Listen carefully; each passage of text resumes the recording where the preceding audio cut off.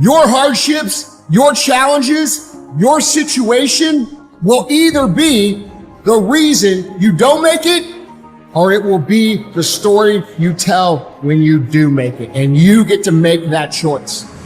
If you want to know something about yourself, sit on your bed one night and say, what's one thing I'm doing wrong that I could fix, that I would fix?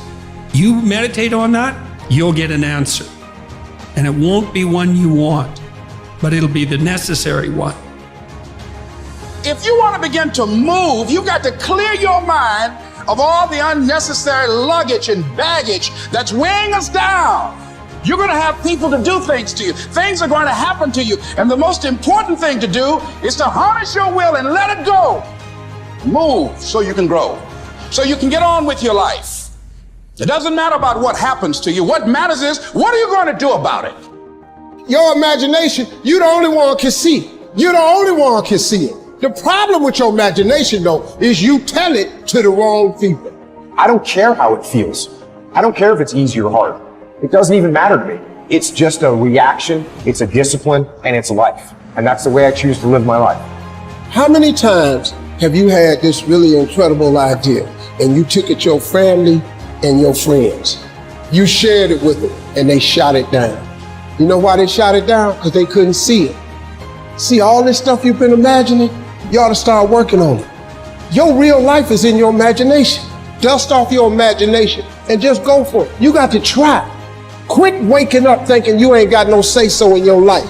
You have a choice in this matter. You can't stop what happened to you, but you can doggone sure do something about what happened to you. Life is 10% what happened to you, is 90% what you do about it. I don't care if you have to inch your way day by day, even if you have to get down and it hurts and it's hard and nobody can see what you're really going through.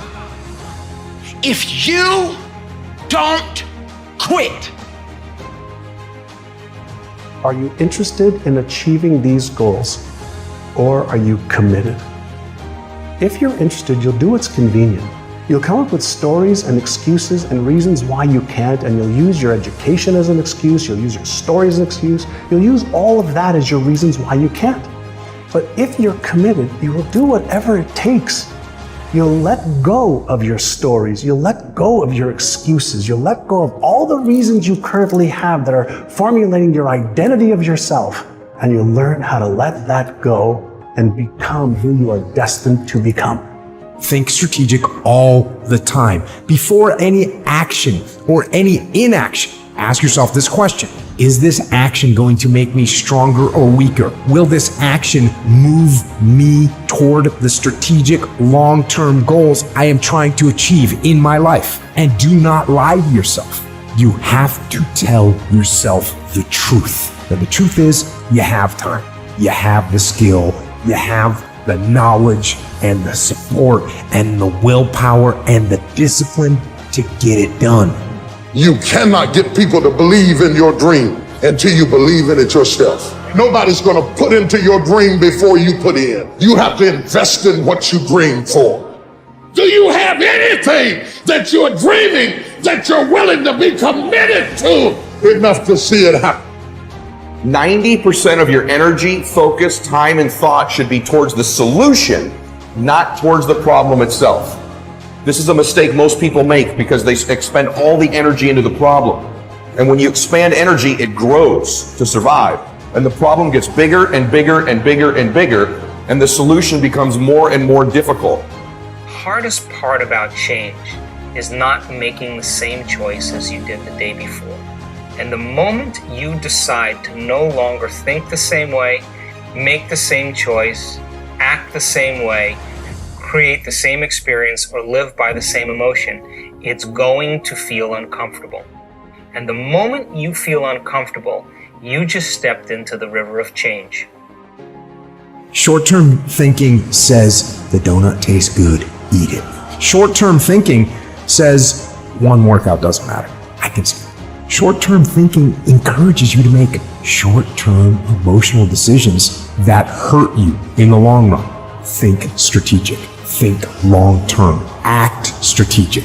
take action that improves your long-term position and moves you toward your long-term goals. You need to win battles in order to win the war. You need to get out of bed, you need to run, you need to work out, you need to read and study and practice, and you need to do things that you don't necessarily want to do. Get out of your damn bed, get off your phone, and you need to go out there into the world and get after it. People think of freedom as the ability to implement your whim. And freedom opens up that as a possibility. But sustainable freedom, that isn't what it's about at all. It's primarily about responsibility. It's about determining which load you're going to pick up and carry. That's the proper definition of appropriate freedom. We have pain, we have suffering, we react, and we react about get the out of here. It's those people who are able to control that feeling of flight and say, no, there's a way through this. It's going to end. It's going to end, but we don't know that. We don't think that. At that time, it's going to last forever. So what keeps me going? I've quit several things. I know what's on the back end of can quit. It's a lifetime of thinking about why the f did I do that? And I ain't doing that no more. You want it, and you're going to go all out to have it. It's not going to be easy. When you want to change, it's not easy. If it were in fact easy, everybody would do it. But if you're serious, you'll go all out. When I wake up in the morning, I don't think, am I motivated to go do what I'm supposed to do? No, I don't think about it for 1 millisecond. When the alarm clock goes off, I have no thought about whether this is easy, whether this is hard, whether I want to do it, whether I don't want to do it. None of that matters. It's an emotionless, thoughtless discipline. When the alarm clock goes off, you get up, you get out of bed, and you go do what you're supposed to do. It is not what you perceive about me. It's what I perceive about me. It's not what they say about you that matters. It is what you say about you that threatens your destiny. You will never be defeated by what they say about you. You will be defeated by what you say about you.